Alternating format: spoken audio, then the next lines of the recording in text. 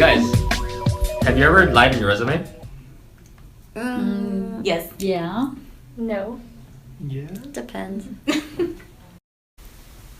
Hello everyone, we are Team Hamburg and we're going to talk about whether applicants for employment can successfully lie.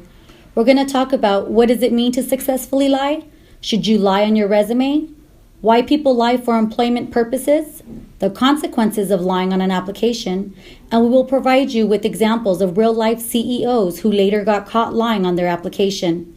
We will then talk to you about an interview with Diana Lee, who is an associate HR manager at 24-Hour Home Care.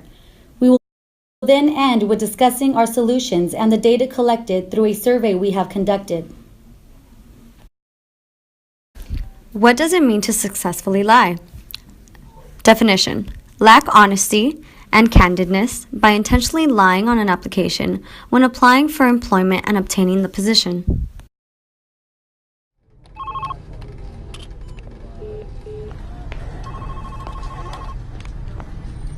So, Mr. Hansen, as you know, we have all prospective employees take a lie detector test prior to joining our firm. So, if you don't mind, we're going to begin with a couple of control questions. Should I be hooked up to something? With the old system, yes. But with the new lie detector 3000, it's programmed to go off when it hears you tell a lie.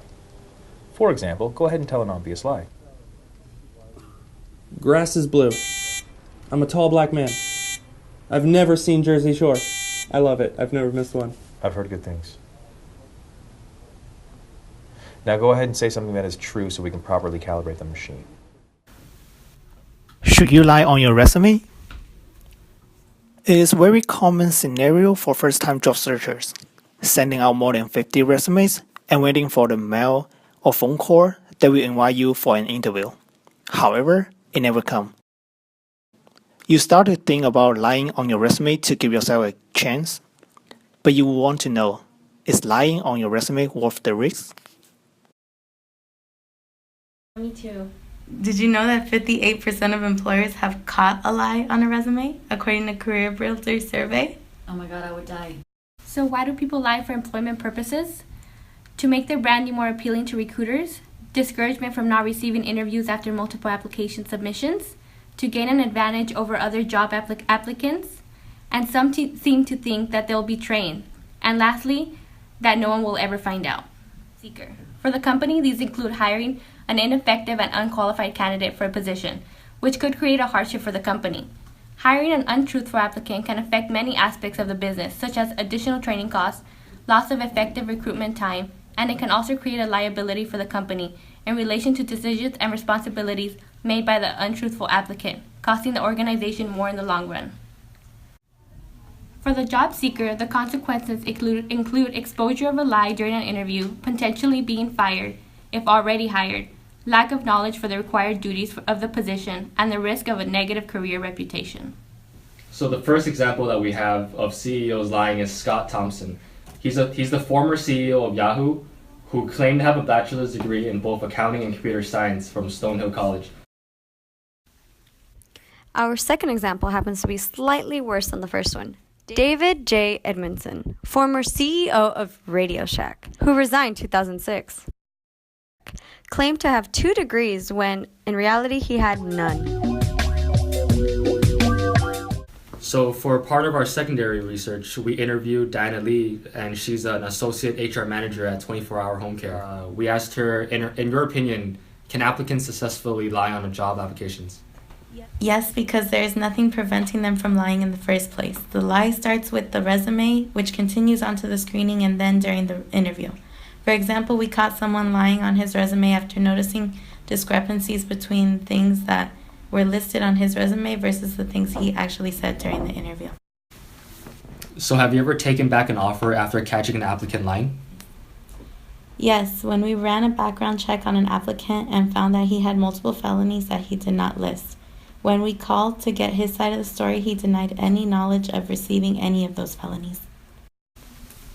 Have you ever caught an applicant lying after he was already hired? Yes, he couldn't do the job he was hired to do at all. His resume was well polished, but after he got hired, he couldn't do the basic recruiting process. We fired him after the first week after finding out he did not know how to correctly post job listings. So in your opinion, what do you think companies can do to try to reduce or discourage the number of people lying on applications? I don't think there's anything that we can do to prevent people from lying. It is our job to screen out the bad applicants from the good ones. So what do you do when you suspect that an applicant is lying? We tend to ask technical questions regarding specific tasks related to the job. For example, if they have listed on their resume that they have experience using Excel, we can ask them to what a VLOOKUP does and how to use a pivot table. When they cannot answer or if their answers are unclear, then we will generally tell that they are lying. We also always run background checks on each and every applicant after they get a contingent offer, which will also clear up any inconsistencies on their applications. So overall, what advice do you have for future job applicants? Honesty is the best policy because you will get caught lying. Try and research the company to better understand the position you're applying for and make sure that the resume is up to date. Finally, be prepared for the interview and practice general interview questions.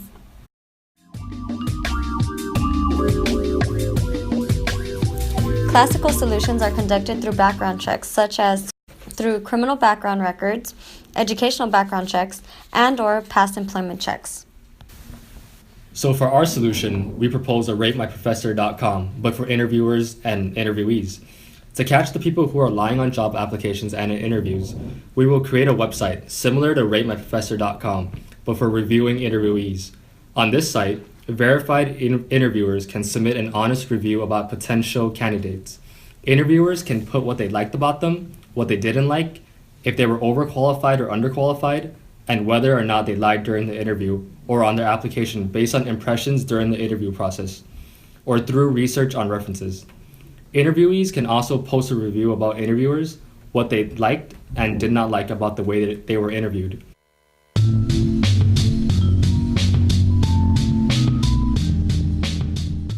Following, our group has conducted a survey measuring how frequently and/or if an applicant has even lied on their application.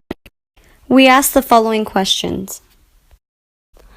Have you ever lied on an application? Have you ever been offered an opportunity to interview after submitting an application with false information? Have you ever received a job offer after intentionally lying on an application?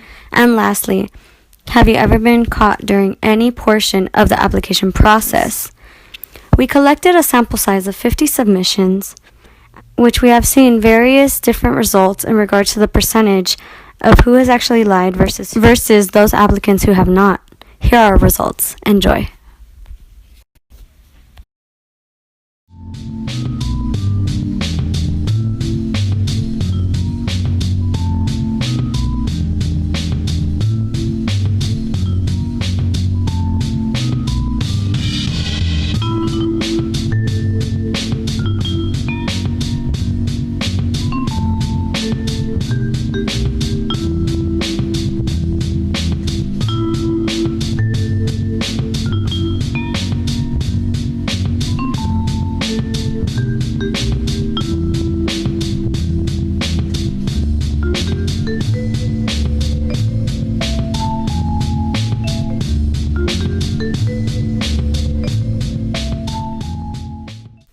The survey was created and conducted over SurveyMonkey. It was then posted on the CSULA Book Exchange, Facebook pages, and we also sent it to various individuals that we may know. We hope you enjoyed our presentation. Thank you.